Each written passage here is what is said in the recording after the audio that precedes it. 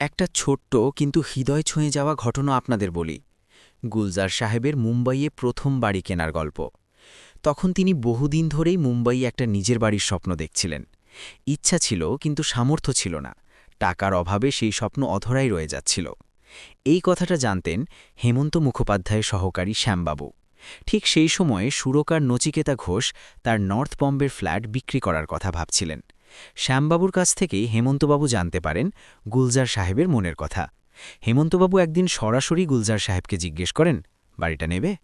বিনীত গলায় গুলজার সাহেব বলেন, ইচ্ছে আছে কিন্তু সাধ্য নেই।